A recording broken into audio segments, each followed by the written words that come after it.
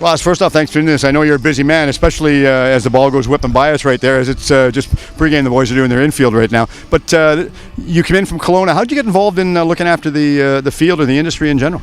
Well, I started out in golf. I wanted to be a superintendent of a golf course. After doing that, I went to the University of Guelph, which has one of the more high-end turf programs in Canada here. After that, I did an internship with the Washington Nationals. I grew up playing baseball, so it's always kind of been a passion of mine. So when I found out that I could work in baseball instead of golf, it really wasn't a hard decision for me to make. And I always had Vancouver in mind. I grew up close to here on the Sunshine Coast in Gibsons, British Columbia.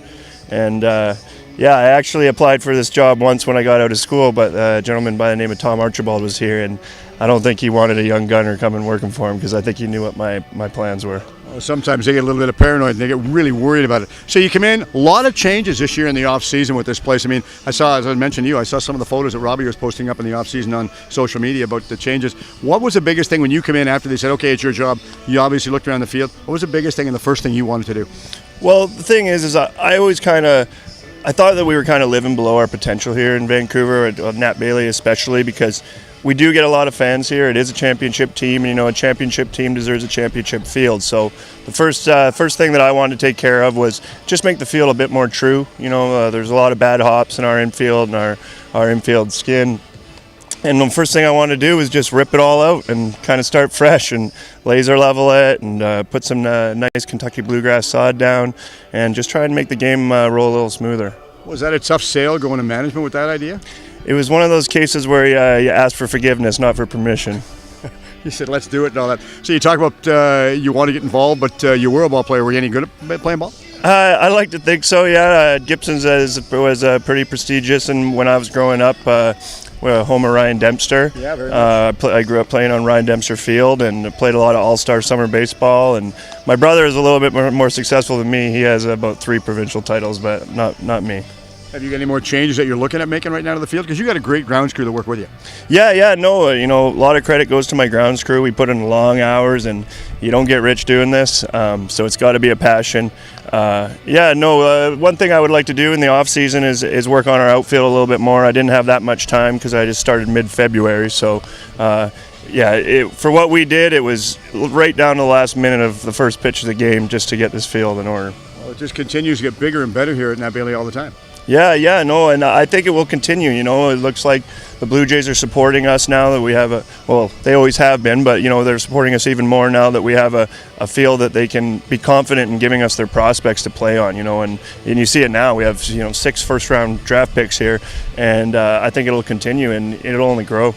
If the field isn't true and level, there's got to be an awful lot of concern for management and ownership as far as, even with the Jays, as far as injuries. Yeah, and that was the case. You know, our president, Eddie Dunn, told me that he wanted to make it an easier decision for the Blue Jays to send their prospects here and be confident that we'll take care of them and that they'll be safe and, you know, get better at playing baseball. Get a lot of comments from the players on the field? Yeah, you know, not so much the new players because it's the first time they've seen it, so they don't know any different. But a few of the returning guys and the coaches and just a lot of staff in general are just, seem like they'd be happier to come to the ballpark every day. You talked about making it bigger and better, which you've extremely done. So would I be out of line asking you if you're one of the dancers that's on the field? Unfortunately, I'm not a dancer. I got 4 invigorated young staff that love to dance, and I take the 5th spot there, raking the cutouts during the dance. Who comes up with all those designs and the dances? Because they're not the same every night. And I tell you, the fans get into it. I know my wife loves it.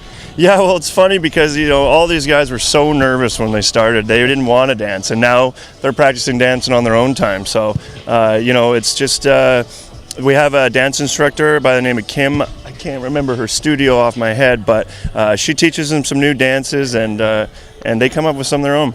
It's quite unique. I tell you, you've done a marvelous job here. If you one pet peeve that you would like to get rid of and one that you want to make that's a wish, what would it be?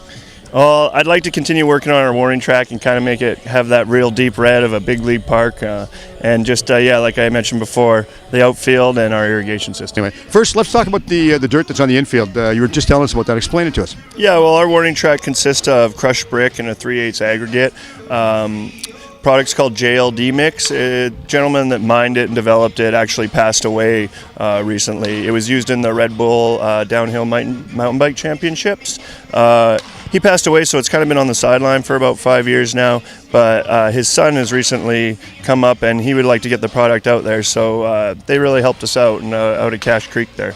And lastly, I want to ask you about the pattern on the grass all the time, because it's normally cut in different directions all the time. Better for growth, naturally, but who decides the pattern?